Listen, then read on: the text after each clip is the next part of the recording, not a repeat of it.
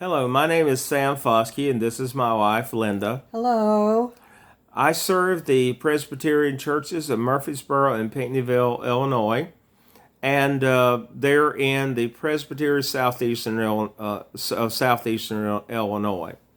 Last week at our Zoom gathering called Breakfast with the Moderators, there was a discussion about racism, anti-racism, and all the terrible events that have happened this year involving the killings by police and, in one case, civilians, which happened in Brunswick, Georgia, of African Americans, illegal killings, murders. And I think all of us are aware of the various protests and civil unrest that have been a result of that. A broad spectrum reaction involving people of all races standing up, speaking against racism.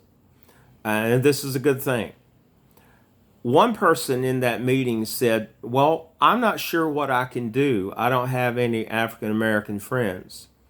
Well, I've heard other people say this, other Caucasian people say this. I'm not sure what I can do. Well, Linda and I have some African American acquaintances, but not too many African American friends either. But in the middle of these protests, these demonstrations against racial violence against African Americans, I began thinking of one thing that I could do, that we could do. That is give money. If you have any extra money, if you have any disposable income, one thing you can do is give money. Money always helps. A little bit of my background. I was raised in rural middle Georgia, in Johnson County, Georgia. And my ancestors oppressed not only African Americans, but Native Americans as well. Isn't that a double whammy? My great great grandfather owned slaves, and he also had 5 sons. When the Civil War broke out, he sent those sons, or they all volunteered to join the Army of Northern Virginia, and they fought for the South in the Civil War. One was wounded and became a POW at Gettysburg and was sent to Point Lookout, Maryland. 2 were killed there at Gettysburg, and a couple of their brothers actually deserted long before the battle. But as I begin thinking about racism in this country, structural racism, as I've come to understand that to a great extent, a lot of what we consider American prosperity has been built on the foundation of slavery, not just in the South, but in the North too.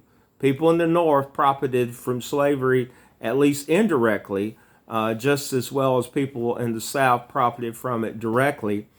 I came to see that some of the money I've inherited from my family and the lands and the timber, which was converted into money, at least by me when I sold a lot of it, was kind of ill-gotten gains. It was a direct result of slavery. And some white people say, "Oh well, I haven't benefited from slavery." Well, if so, good for you. I think most white people who've lived in this country for a long time have benefited from it either directly or indirectly, but I've benefited from it directly. And deciding that some of my inheritance, which is not a lot, we're not wealthy at all, but some of the money we have in the bank and some of our investments is blood money and need to be paid back as reparations, not just charity, but reparations. So we selected 4 charities that we wanted to give to help African Americans and to also help Native Americans because did I mention that some of the land my great great grandfather owned was given to him because it was stolen from the Cherokee as they removed the Cherokee Indians from North Carolina, from North Georgia, and began the Trail of Tears.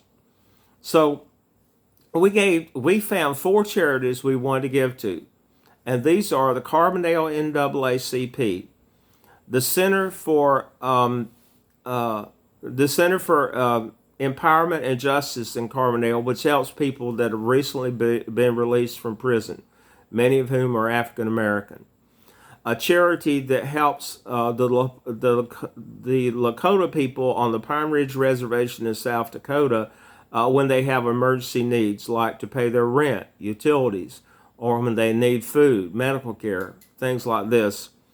And we also gave some money to a United Way in Cherokee and Clay County, North Carolina, which is near the Cherokee Indian Reservation in North Carolina, where the ones who were able to escape from the Trail of Tears went into hiding and were able to start over in North Carolina and eastern Tennessee. And now their descendants live there and form the Eastern Band of the Cherokee Indians. Well, to make a long story short, all of us have to ask what we can do to help in the fight against racism, to be anti-racist. One thing we can do is educate ourselves on what racism is and how it has benefited us, and how we can begin to shed some of the vestiges of this terrible mindset. But another thing we can do while we're trying to get educated is that we have some money and we feel like we have benefited from the structural racism in this country. We can give.